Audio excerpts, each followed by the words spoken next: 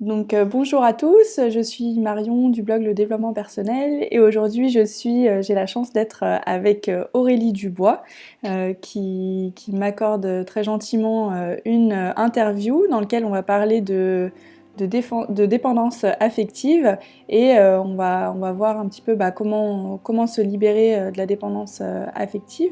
Bonjour Aurélie. Bonjour Marion. Aurélie qui est en Thaïlande en fait, qui vit Ouais. actuellement là-bas. On Est-ce que passe tu l'hiver au peux... soleil. Comment? On passe l'hiver au soleil. Ouais, c'est Voilà. plutôt une bonne idée, ouais.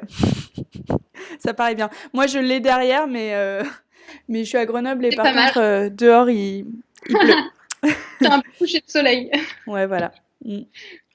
Et est-ce que déjà tu peux commencer par te présenter, Aurélie, par rapport à ton parcours?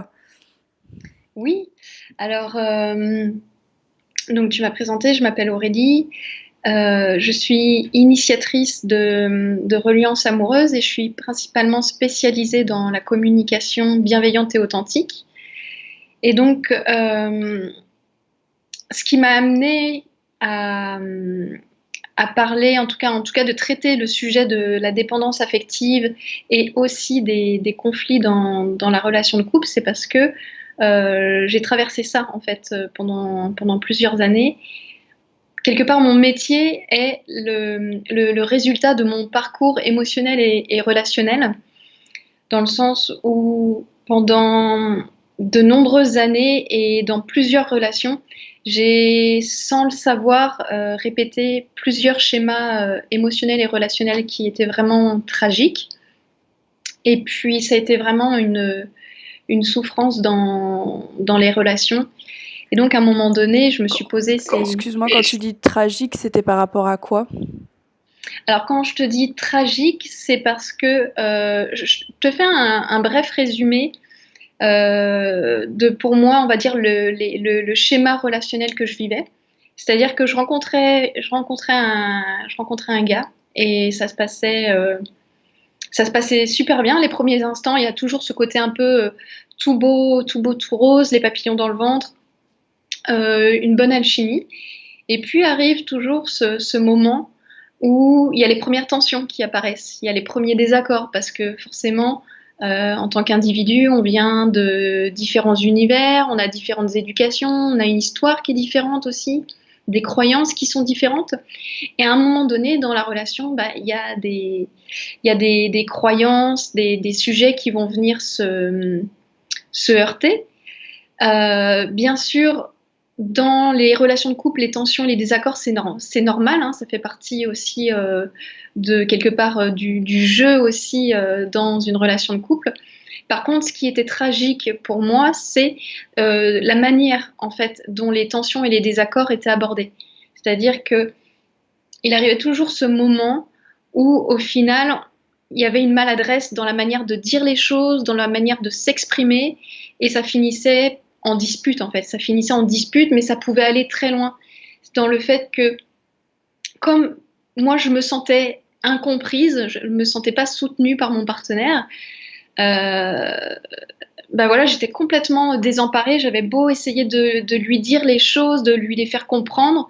Lui ne me comprenait pas et moi je comprenais pas non plus sa manière de fonctionner et ses comportements. Et donc ça nous a amené à vraiment vivre des fois des situations extrêmement douloureuses où on pouvait se crier dessus, parfois se hurler dessus, jusqu'à ce que j'en vienne à être en pleurs et puis lui en colère. Et c'était ça tout le temps, tout le temps. C'est plus, en plus, plus ça allait et plus les choses devenaient disproportionnées Mm. et augmentaient en intensité. Et ce qui était vraiment très douloureux pour moi, c'est que j'avais toujours cette bonne volonté de vouloir bien faire les choses et de vouloir faire plaisir à mon partenaire. Mm. Et donc, j'ai découvert par la suite justement que j'étais dépendante affective parce que j'ai pu observer et analyser mon comportement dans le sens où, par peur justement de ne pas être aimée, euh, bah en fait, je faisais tout le temps passer les besoins de mon partenaire avant les miens. Mm. Et donc ça, c'était une véritable souffrance parce que plus j'en faisais et j'ai l'impression que moins j'en recevais en retour. Ouais. Et il y avait cette espèce de spirale infernale où à un moment donné, euh, je m'éteignais en fait dans la relation. J'essayais tellement de donner de ma personne au bout d'un moment, c'était plus moi en fait. Je m'éteignais complètement, je m'oubliais. Et au final, il y avait une espèce de déséquilibre dans la relation qui faisait que, quelque part, moi, je me soumettais euh, au bon vouloir de mon partenaire et lui, par la force des choses, prenait cet ascendant dans la relation. Mm. Donc, voilà, c'est ça, ce côté tragique, c'est dans le fait que plus ça allait dans la relation et plus il y avait des conflits, plus c'était souffrant et, et la fin était très tragique aussi. C'était vraiment des mélodrames Mm. où la violence pouvait être vraiment très forte. Et quand je parle de violence, c'est avant tout la violence psychologique entre Mm. nous. Et ça m'est arrivé une fois de la violence physique à la fin d'une relation. Ouais. Donc, c'est un sujet qui me passionne, Mm. la dépendance affective, parce que on est très nombreux à être Ouais. touchés par ça sans le savoir. Ouais, ouais. Sauf qu'il y a différents, on va dire, il y a différents degrés. Mm. Mm. Effectivement. Voilà. Et merci en tout cas pour ce partage. Moi aussi, j'ai pu constater effectivement les liens qu'il pouvait y avoir entre la dépendance et la violence, effectivement psychologique ou physique. Et je pense que effectivement, c'est pas du tout un sujet qui est anodin. Et j'avais deux questions là qui me venaient. C'est la première, c'est est-ce que tu avais l'impression du coup d'avoir des croyances enfin comme des croyances inconscientes, comme quoi peut-être ton couple allait pas marcher, ou enfin je veux dire, est-ce que tu avais l'impression que quand tu arrivais sur cette nouvelle relation qui allait encore être tragique, est-ce que tu avais comme des sortes de fichiers préenregistrés comme ça qui te disaient des peurs en gros, est-ce qu'il y avait des choses qui, ou bien tu y allais comme ça naturellement et finalement tu te rendais compte qu'à chaque fois c'était toujours la même chose? Alors, alors, en fait, c'est les deux. Au début, il y avait ce truc de croyance limitante inconsciente et cette espèce, comme tu dis, de fichier intérieur qui n'était pas du tout conscientisé. Et il m'a fallu trois en fait relations toxiques pour que je prenne conscience de ça, pour que je prenne conscience que à l'intérieur de moi, j'avais des croyances limitantes, j'avais des programmes en moi qui conditionnaient en fait déjà ma vision à propos de moi-même, ma vision à propos des hommes, à propos de l'amour, à propos du couple. Et ça venait, j'ai pu analyser ça et voir qu'aussi il y avait quelque chose qui se jouait par rapport à l'éducation, les croyances inculquées pendant l'enfance, Mhm. puisque mon conditionnement amoureux est la résultante, de toute façon, et ça c'est vraiment pour tout le monde, les conditionnements amoureux, ce que l'on vit au niveau relationnel, c'est le résultat des conditionnements qu'on a eus durant l'enfance, Mhm. en observant en tant qu'enfant l'environnement autour de nous et les comportements des adultes autour de nous. Et donc, pour moi, si tu veux, le fond de la source en fait de la dépendance affective, c'est le manque d'amour de soi. C'est-à-dire qu'à un moment donné, il y a des croyances, il y a des pensées à propos, je vais parler de moi, en tout cas à propos de moi-même, comme quoi je ne suis pas assez bien, tu vois, je suis pas quelqu'un d'assez bien ou je ne mérite pas, tu vois. Après, chacun dans sa dépendance affective va avoir des croyances limitantes à la source qui sont différentes, mais euh, si tu veux, la résultante est tout le temps la même, c'est le manque d'amour et le manque d'estime de soi qui fait qu'à un moment donné, on va, par peur de l'abandon et par peur du rejet de l'autre, Mhm. on va quelque part adopter des comportements, porter des masques pour justement essayer de plaire aux autres. Sauf que ces comportements et ces masques qui nous ont protégés à un certain moment de notre vie, bah là, ils nous parasitent Ouais, clairement, quoi. ouais. Ok. Et donc, si tu veux, pour te parler plus concrètement de comment ça se jouait dans mes relations, bah, par exemple, par peur de ne pas être aimée, par peur d'être abandonnée, par peur d'être rejetée par mon partenaire, eh bien, j'osais pas dire non. Mhm. J'osais pas mettre mes limites. Et ce qui faisait aussi que bah, il y avait un manque de respect, il y avait un manque de considération, un manque d'écoute, de soutien. Et en plus, à l'époque où c'était inconscient chez moi et que je m'en rendais pas compte, j'avais l'impression que c'était l'autre qui me manquait de respect, d'écoute et de considération. Mhm. Et à partir du moment où j'ai conscientisé ça, eh ben, je me suis rendu compte qu'au final, c'est moi, dans le fait de ne pas poser mes limites et de ne pas savoir dire non, qui laissait l'autre me manquer de respect. Ouais. Donc, dans ce manque de limites, bah, au final, c'est moi-même qui me manquait de respect, d'écoute et de considération. Mm. D'accord, merci. Et est-ce que tu penses du coup que les hommes et les femmes, est-ce qu'on est touchés de la même façon par la dépendance affective? Euh, oui, oui, oui. Alors, il va y avoir des subtilités. C'est pas une question de genre, tu vois, masculin, féminin, homme, femme. C'est plus, et ça, une découverte, ou en tout cas un approfondissement assez récent, où je me suis rendu compte, grâce à un auteur qui s'appelle Pascal Piquet, qu'en fait, le jeu de la dépendance affective se faisait dans les deux sens. C'est-à-dire qu'un dépendant affectif attire systématiquement un autre dépendant affectif, Mhm. et en général, on va s'attirer avec cette espèce de degré de névrose similaire, tu Ouais, vois. ouais, ouais. En, plus tu vas avoir un manque d'amour et un manque d'estime de toi, et plus tu vas attirer en face de toi une personne qui a on va dire la même profondeur de souffrance. Mhm, mhm. Et là, c'est ça aussi qui est quelque part qui est drôle dans ce jeu de la vie, c'est que la vie n'aime pas les déséquilibres. Et donc, tu as deux profils en fait de dépendance affective. Tu as le profil de la personne qui, par manque d'amour et par manque d'estime d'elle-même, elle va vouloir tout donner Ouais. au point de complètement s'oublier dans la relation. Et de l'autre côté, on a aussi un dépendant affectif qui, lui, par peur d'aimer, en fait, par peur de souffrir, eh bien, en fait, il va en donner le moins possible, voire pas Mhm. du tout. Mhm. Et c'est ça qui est vraiment triste et tragique, en fait, là-dedans. C'est que si, à un moment donné, on ne prend pas conscience de ce jeu relationnel toxique et qu'on n'arrive pas à s'extirper de ce jeu, eh bien, nos comportements mutuels vont alimenter la machine relationnelle toxique et ça devient une véritable spirale infernale, quoi. Mhm. Donc, pour moi, la clé aussi de ça dans la dépendance affective, c'est déjà la prise de conscience qu'on est dans cette dépendance affective et à un moment donné de pouvoir réussir à sortir du jeu relationnel pour pouvoir mettre en place de nouvelles stratégies, de nouveaux comportements pour justement rééquilibrer la relation.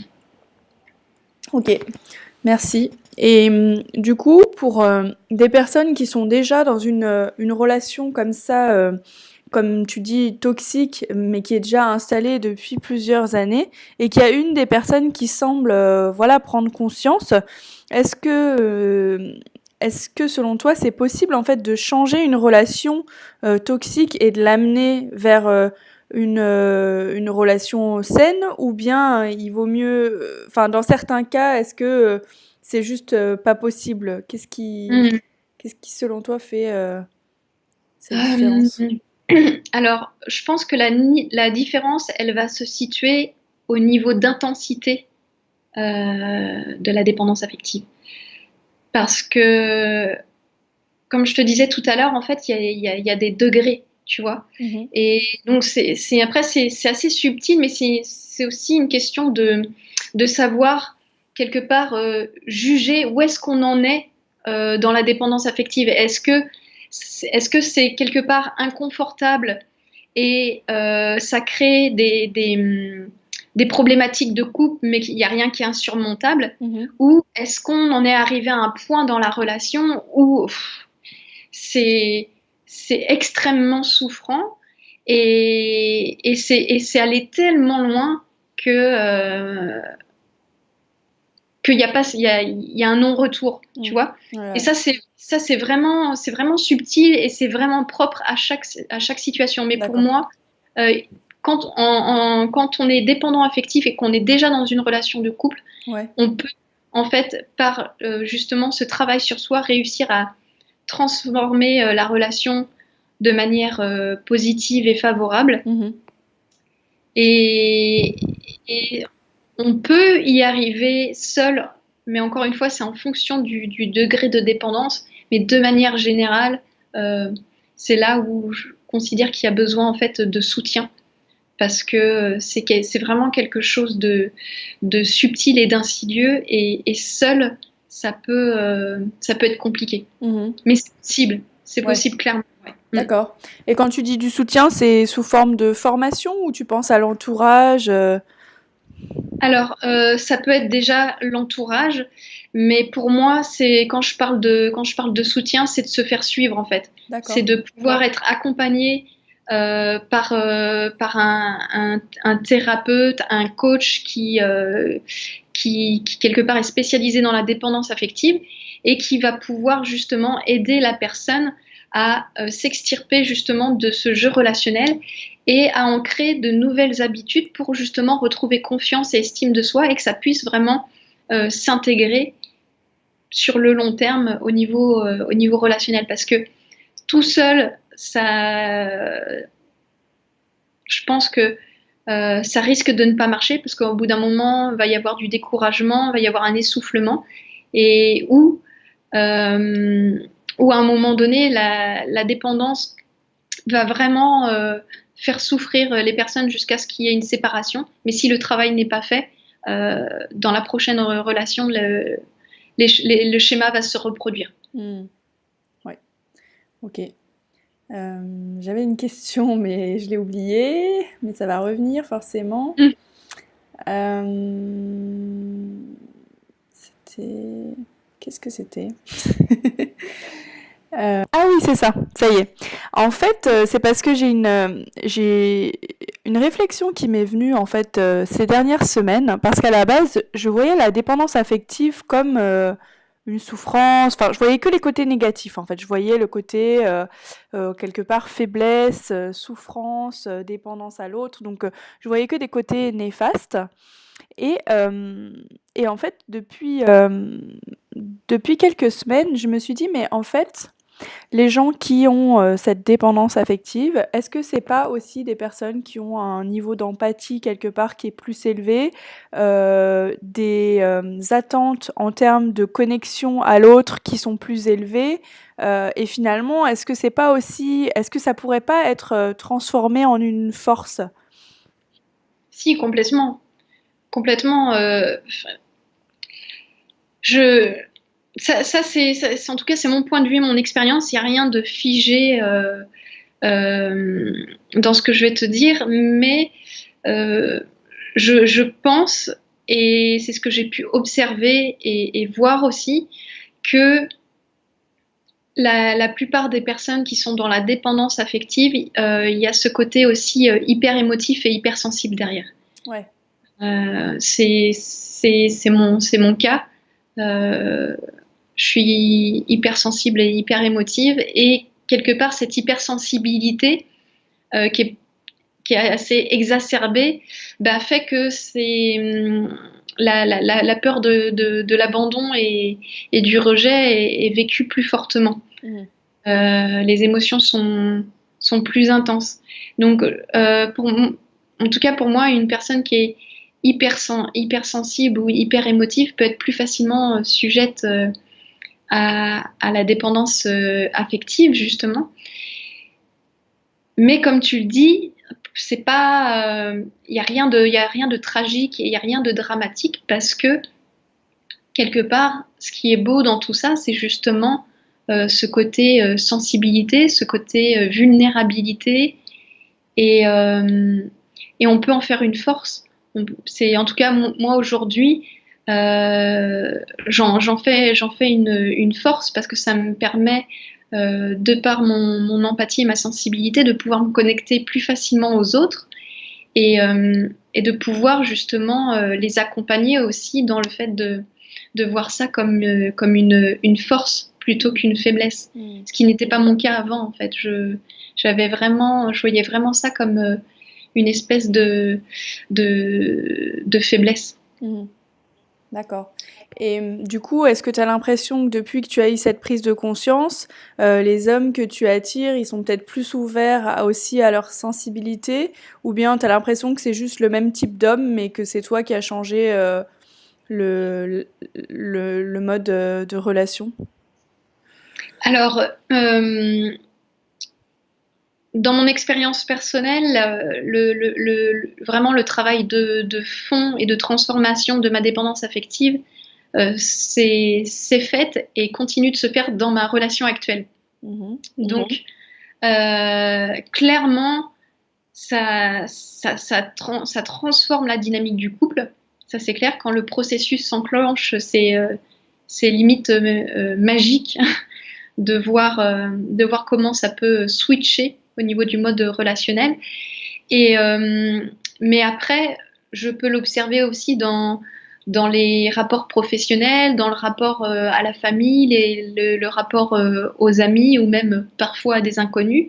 Le fait d'apprendre à s'aimer, à se respecter, à s'écouter, forcément, tu attires à toi des personnes qui vont respecter la ligne, tu vois, que tu mets, tu vois. Donc, mes relations sont clairement beaucoup plus bienveillantes et beaucoup plus respectueuses aujourd'hui dans ma vie et dans mon entourage, parce que justement, cet amour de moi-même m'amène aussi à choisir les personnes que j'ai envie de fréquenter et m'amène à choisir les relations que j'ai envie de nourrir. Mm.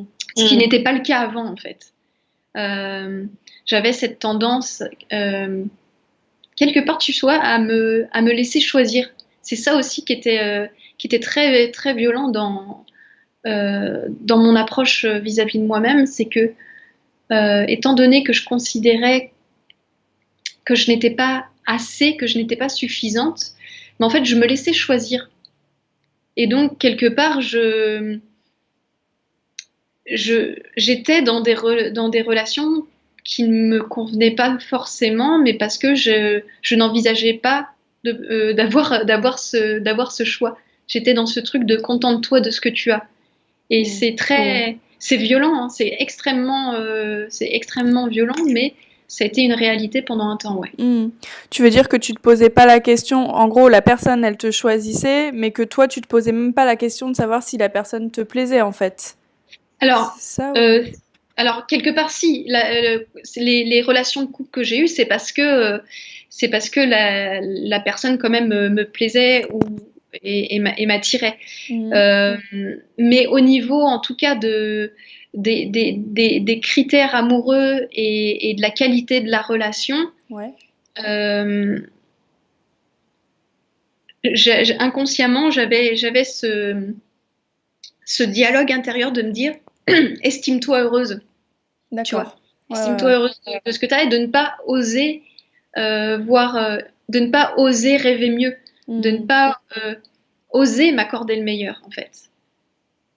Et donc ça, Eh ben, ça s'apprend aussi. ouais. Ok. Intéressant.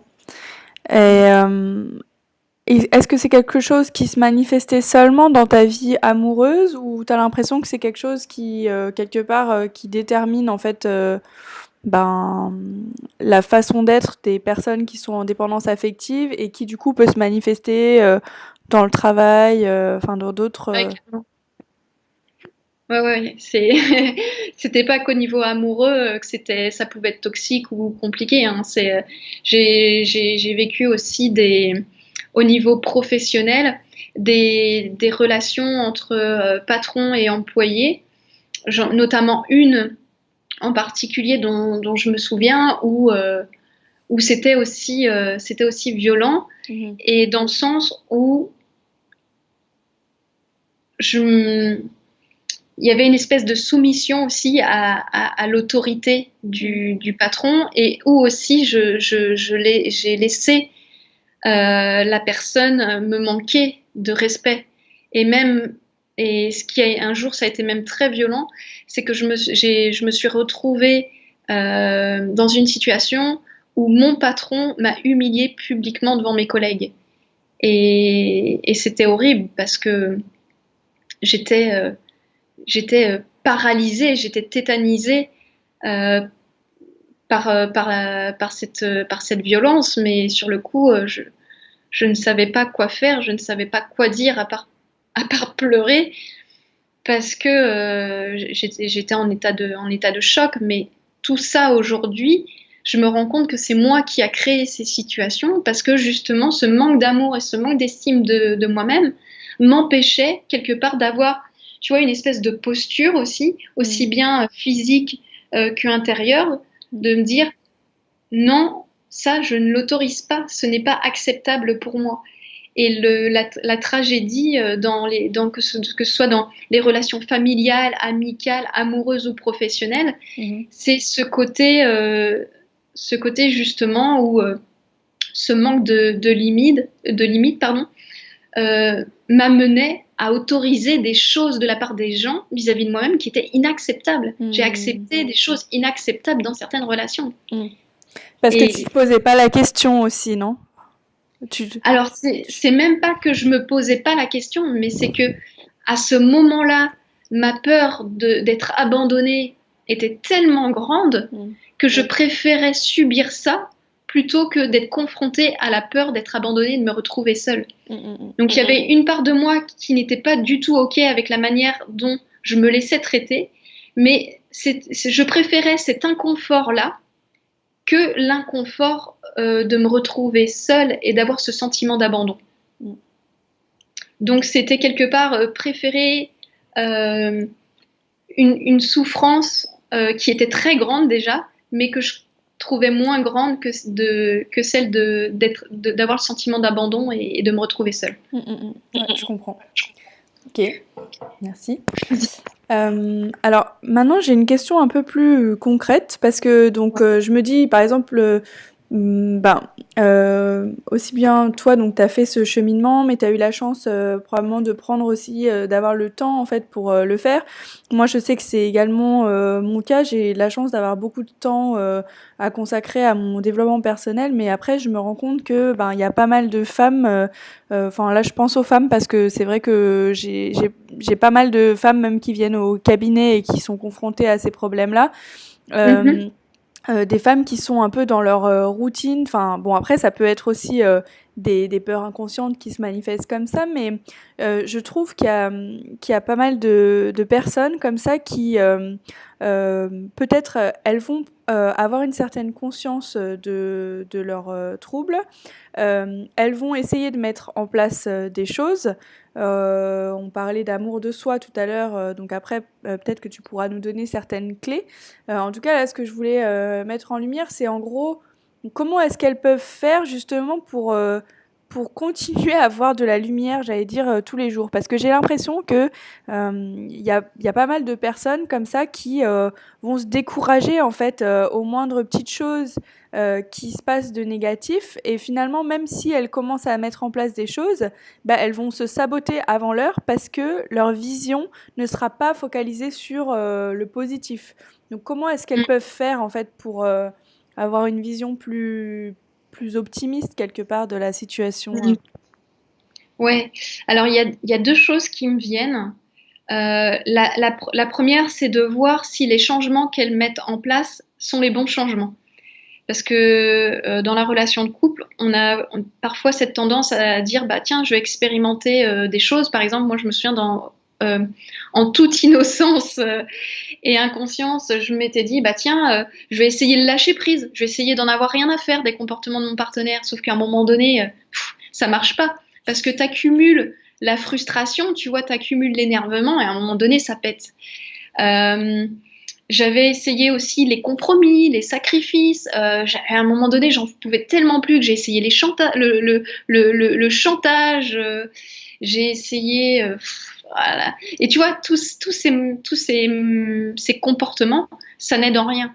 Ça ne marche strictement pas.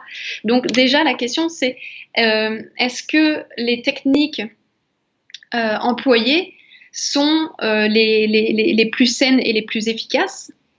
Et une fois qu'on a quelque part la bonne technique, et je reviendrai aussi sur cet aspect un peu technique, c'est de voir en fait qu'il y a une erreur très grande qui est souvent faite, c'est que en général, quand on met en place quelque chose de nouveau dans notre vie, Ouais. ça demande déjà du temps. Ouais. Ça demande aussi de la patience, ça demande de la persévérance.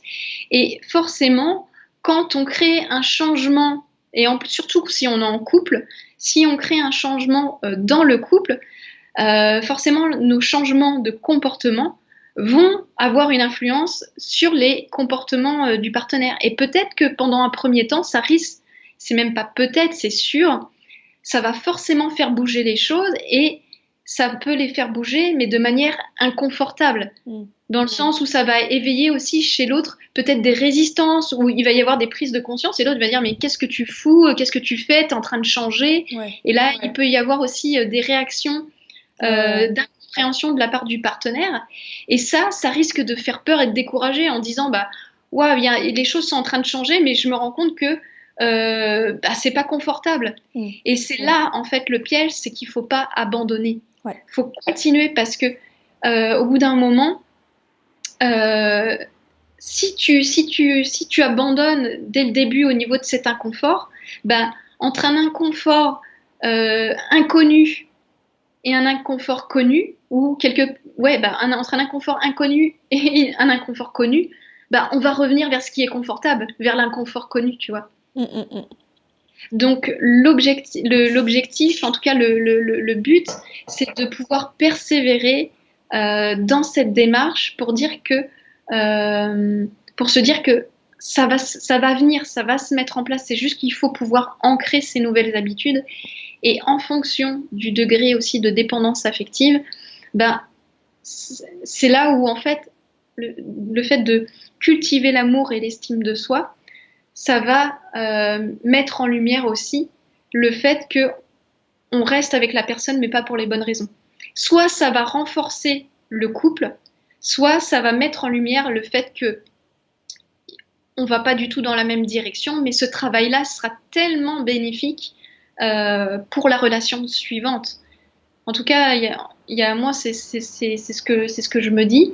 Et puis aussi, tu vois, j'ai cette aspiration un jour à avoir des enfants. Ouais. Je me dis, j'ai envie de pouvoir être un modèle quelque part pour mes enfants et ne pas leur refiler toutes les merdes en fait que j'ai au niveau des croyances et des pensées et que je risque à un moment donné de leur transmettre inconsciemment parce que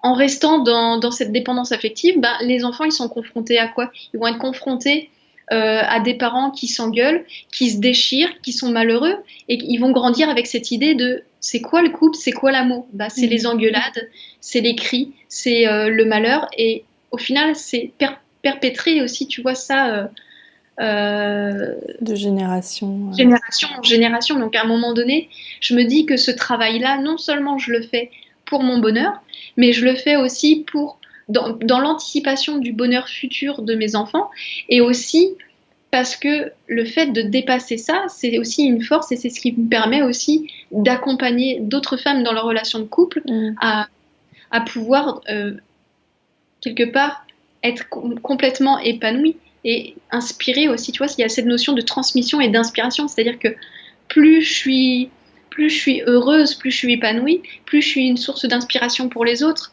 Et donc, donner envie aux autres d'instaurer ce changement. Et qui sait, tu vois, tu as cet effet un peu boule de neige de dire que ce que je vis et les personnes que j'inspire, elles peuvent à leur tour ensuite inspirer d'autres personnes, tu vois.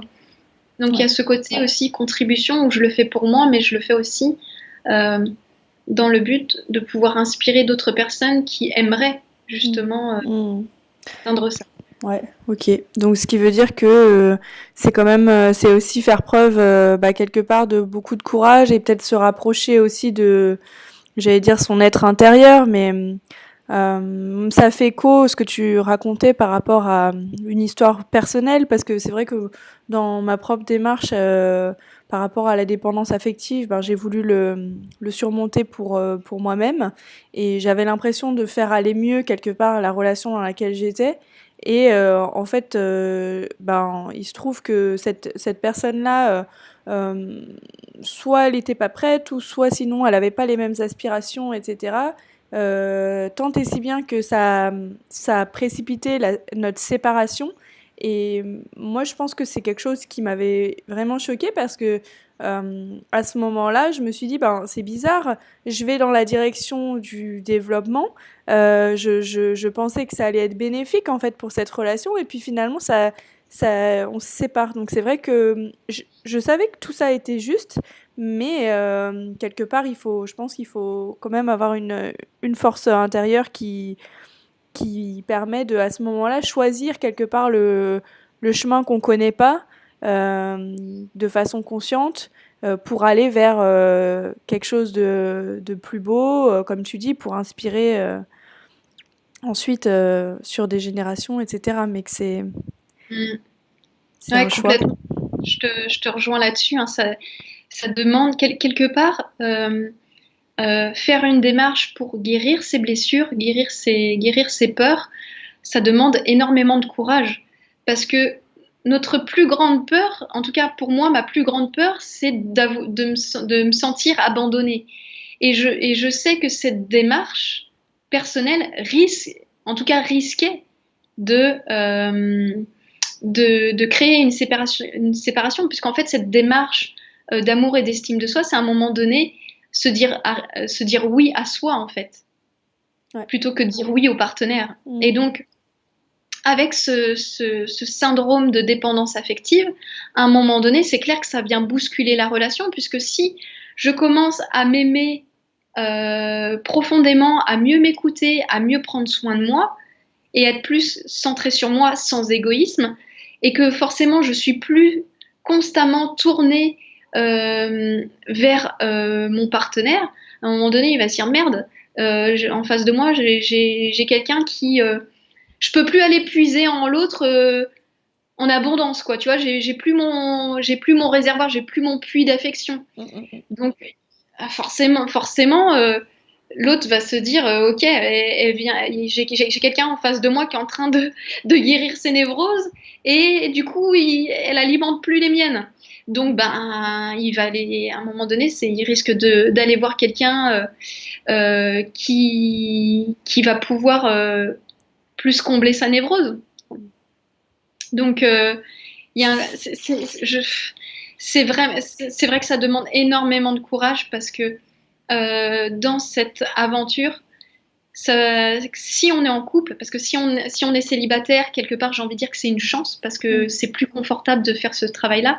Mais si on est en couple, ça demande du courage parce que ça demande d'affronter sa plus grande peur qui est le risque que la relation s'arrête. Mm. En tout cas pour moi. Mais l'effet bénéfique, en fait, il est là. Il est là, mais il n'est pas vu tout de suite parce que l'effet bénéfique, il est là pour après, en fait, pour préparer une meilleure relation et j'ai envie de dire pour préparer la relation. Parce que c'est ça, c'est que la dépendance affective, ça nous amène à être malheureux de relation en relation, voire même toute une vie dans la même relation. Mais quand on arrive à dépasser ça, ben, au final, ça permet aussi, le fait de quelque part avoir un rapport plus sain à soi-même, ça permet aussi d'attirer une personne plus saine Mm. émotionnellement, psychologiquement. Et donc forcément, on favorise une relation amoureuse qui soit beaucoup plus saine, beaucoup plus équilibrée et beaucoup plus harmonieuse. Ouais, ok. Mm. Du coup, donc on va peut-être pas tarder enfin, on arrive sur la fin de l'interview et donc tout à l'heure tu nous parlais de conseils peut-être un peu plus techniques que tu pouvais avoir par rapport à la mise en place comme ça du fait de sortir de la dépendance affective. Si tu avais une chose comme ça qui selon toi fait la différence pour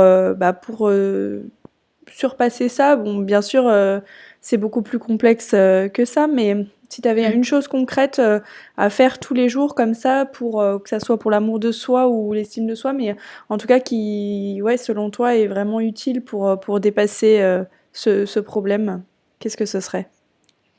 Alors, si je pars du principe que la prise de conscience déjà faite, d'avoir conscience déjà de sa dépendance affective, bah pour moi, le deuxième ingrédient, la deuxième clé, on va dire au sens large, c'est la connaissance de soi. C'est d'apprendre à me connaître déjà. Et quand je parle de connaissance de soi, c'est d'avoir conscience et de connaître notre manière de fonctionner en tant qu'être humain, c'est-à-dire au niveau de mes émotions et de mes besoins. Puisque c'est ça aussi que j'apprends dans mes accompagnements, c'est que la source en fait de notre bien-être ou de notre mal-être, ce sont nos besoins fondamentaux. Et donc c'est d'apprendre à écouter ces émotions qui sont quelque part les messagères qui sont là pour nous dire si nos besoins sont comblés ou pas dans l'instant. Et donc, c'est d'apprendre à écouter ces émotions, d'apprendre à les accueillir et d'aller voir quels sont nos besoins qui ne sont pas satisfaits pour pouvoir justement y répondre. Donc, ça demande quelque part une connaissance de soi et ça demande aussi de prendre la responsabilité dans le fait de nourrir ses besoins et d'arrêter d'être dans l'attente que ce soit les autres qui doivent nourrir nos besoins ou en tout cas nous rendre heureux. Parce qu'il y a aussi ce rapport déséquilibré où la dépendance affective nous amène à être tout le temps dans l'attente que ce soit les autres en fait qui nous rendent heureux. Et donc là, une des clés principales, c'est déjà de commencer à prendre la responsabilité de son bonheur et de son bien-être au quotidien, plutôt que d'attendre que ce soit les autres qui le fassent. C'est de dire, voilà, tiens, aujourd'hui, comment je me sens, de quoi j'ai besoin et qu'est-ce que je peux faire pour combler ce besoin. Oui. Et d'avoir toute cette démarche et surtout quand on est en relation en fait, parce que je pense que c'est quelque chose qu'on fait naturellement, non, quand on est célibataire ou quoi, de combler son propre besoin, non? Quand on est célibataire, c'est beaucoup plus facile parce qu'on est seul face à soi-même. Et c'est en général quand on est en relation avec l'autre, où là, il y a ce côté de se dire, OK, j'arrête de penser à moi et je me concentre, je me focus sur l'autre parce que je me rends compte que moi, quelque part, je prends soin de moi, mais en même temps, je le fais peut-être pas de la bonne manière et je me dis que ça serait plus efficace ailleurs. Ouais. Puisque c'est ça en fait aussi, c'est de se rendre compte et de pouvoir observer comment on fonctionne tout seul. Parce que en général, quand on est en couple, on se rend compte aussi quelque part à quel point notre partenaire peut parfois mal nous parler ou mal se comporter. Mais quand on est tout seul, c'est aussi de prendre conscience à quel point on est violent en fait vis-à-vis de nous-mêmes. Là, c'est important de conscientiser la manière dont on se traite. Par exemple, comment je me sens quand je suis toute seule. Est-ce que j'aime bien être seule? Donc ça veut dire, quand je dis est-ce que j'aime bien être seule, c'est est-ce que j'aime bien être on va dire, en ma propre compagnie. Si je n'aime pas être seule, si je n'aime pas être avec moi-même, c'est déjà quelque chose à travailler. Parce que sinon, tu vas compenser cette dépendance par les amis, par la famille. Et ça permet pas aussi de faire ce travail sur soi. C'est de voir aussi comment on se traite au quotidien dans la manière dans le mode de pensée. Est-ce qu'on a cette tendance, tu vois, intérieurement à se critiquer, à se juger, à se blâmer, ou au contraire, est-ce que j'ai des pensées vis-à-vis de moi qui sont soutenantes, qui sont encourageantes, qui sont aimantes? Donc voilà, pour moi, déjà, le premier travail à faire sur soi, c'est déjà de prendre conscience de la manière dont on se traite intérieurement Mhm. et extérieurement, et de pouvoir changer ce mécanisme intérieur. Ok. Ouais. Puisque à la limite, tu vois, je pourrais conclure dans le fait de dire que la qualité de nos relations extérieures n'est que le reflet de la qualité de notre relation intérieure.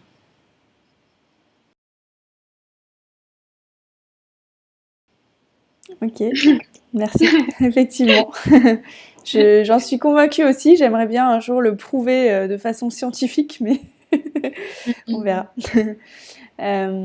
Ok. Et puis un dernier mot peut-être sur donc les formations que tu proposes. Moi, j'avais eu l'occasion de faire une formation donc en ce début d'année. En tout cas, moi, j'avais trouvé ça vraiment très très intéressant, c'est fait de manière très bienveillante. Et puis je trouve qu'il y a des clés qui sont concrètes et voilà, on peut avancer à son rythme. J'avais trouvé ça un super travail, donc je vous encourage aussi à aller voir un peu ce que fait Aurélie. Qu'est-ce que tu proposes en ce moment? Tu as des accompagnements Ouais, toujours bah, comme si avant? tu veux, il y a toujours, j'ai cette formation en ligne ABC couple harmonieux. Mhm. Et, et donc, cette formation-là, ça permet aussi d'apprendre justement à être autonome dans cet apprentissage d'amour de soi et surtout pour essayer en tout cas pas essayer, mais de créer une communication authentique et bienveillante et aussi par conséquent une relation authentique et bienveillante. Et puis à côté de ça, je fais aussi des accompagnements en ligne, mais là personnels via Skype Mhm. pour justement aider les personnes à implémenter tout ça. Parce que la formation en soi est un super pilier, mais par moment, quand on est seul face à soi-même au travers de l'écran, c'est difficile d'avoir cette prise de recul. Et puis parfois, on a juste besoin de se sentir écouté, compris et soutenu. Donc, je propose à côté de ça aussi des coachings, des accompagnements qui permettent justement de faire en sorte que cette intégration se fasse complètement, que ce soit plus, tu vois, juste de l'ordre de la connaissance et de la théorie, mais que ça s'intègre vraiment à Dans l'intérieur de notre... soi et pour que ça devienne naturel en Mm, fait. mm, mm. Ok, ça marche. Donc voilà, il y a ces deux aspects-là. Ok, super. J'en profite pour rajouter un mot aussi parce que c'est vrai que selon moi, en fait, pour changer un comportement, il y a que en mettant de la valeur sur le temps en fait qu'on a. Mais du coup, parfois, ça passe aussi au début, à mon sens, par mettre de la valeur, y compris matérielle, en fait, dans des formations, des accompagnements. Mais en tout cas, pour s'habituer en fait à consacrer du temps et de l'énergie à ce nouveau type de fonctionnement. Et pour moi, sans ça, on peut pas. Pour moi, c'est vraiment la clé de la réussite quand on veut changer un comportement, c'est d'investir de la valeur là-dedans. Et tant qu'on n'est pas prêt à le faire quelque part, ça sera compliqué en fait de bouger quoi. Ouais, tout à fait. Et puis, ça peut aller plus loin aussi dans le sens où c'est même pas d'investir de la valeur dans un produit, mais c'est de switcher et de se dire, en fait, pour la première fois, je vais investir en moi, en fait. Ah oui, exactement. Quand je dis dans un produit, Ouais, c'est la matérialisation concrète de. Mais pour effectivement, ouais, t'as raison, c'est ouais, pour ouais, soi ouais. quoi. Mm. C'est ça, pour moi, c'est une preuve d'amour vis-à-vis de soi dans le fait de se dire, bah, ok, si ça fait des années que je souffre et que j'essaye différentes choses et que ça marche pas et que je suis encore en train de souffrir, à un moment donné, c'est voilà, pour moi, le plus beau cadeau qu'on puisse se faire, c'est de pouvoir investir dans des formations ou se faire accompagner parce qu'on n'a pas toujours le recul en fait de sa situation. C'est ça qui est... Et c'est super drôle parce que ça marche aussi pour les psychologues ou les thérapeutes ou je sais pas comment ça se passe pour toi au niveau de la médecine, mais il y a toujours ce côté sain et essentiel de pouvoir avoir une espèce de supervision parce que autant on peut avoir une grande clarté sur ce qui sur les autres et ce qui dysfonctionne chez les autres, mais c'est toujours plus difficile de le voir pour soi, tu vois. Donc c'est pour ça qu'à un moment donné, se dire, OK, j'investis pour une supervision ou un accompagnement, c'est aussi de se dire, ben, c'est la meilleure solution pour progresser beaucoup plus vite. Ouais, effectivement. Bah, c'est quelque chose d'assez tabou, on va dire, en médecine, hein, la supervision. On est très peu. C'est un peu. Enfin, je vais pas dire chacun pour soi parce que petit à petit, on développe de plus en plus de réseaux et tout ça, mais c'est vrai que effectivement, il y a un changement en ce moment de modèle qui fait qu'avant, bah, on était vraiment beaucoup dans le soin à l'autre, mais maintenant qu'on commence plus à être dans le partage et finalement à se regarder soi aussi et à se dire bon bah qu'est-ce que je fais pour moi. En tout cas, moi personnellement, c'est vrai que je fais cette démarche aussi de me faire accompagner sur certaines choses, voilà, si en fonction de mes besoins. Mais effectivement, je pense que c'est essentiel parce que ben, on a besoin en fait d'un miroir sur soi, quoi. Mm. Ouais, complètement. T'as mis le doigt dessus, je pense. C'est vraiment cette espèce d'effet miroir. On a besoin d'un miroir pour pouvoir avancer. Et de ce que je peux voir et observer euh, au niveau des plus grandes réussites chez des grands personnages, hein, et ça peut être une réussite professionnelle ou une réussite relationnelle, une réussite au niveau de la santé, sur tous les aspects de la vie, les plus grandes avancées, les plus grandes réussites, ce sont des personnes qui ont investi en elles et qui, à un moment donné, ont fait appel à quelqu'un pour jouer justement ce rôle de miroir et faire éclater toutes ces croyances limitantes et ces éléments saboteurs à l'intérieur de nous qui nous empêchent d'être heureux en fait. Mm, mm, mm. Ok, bon.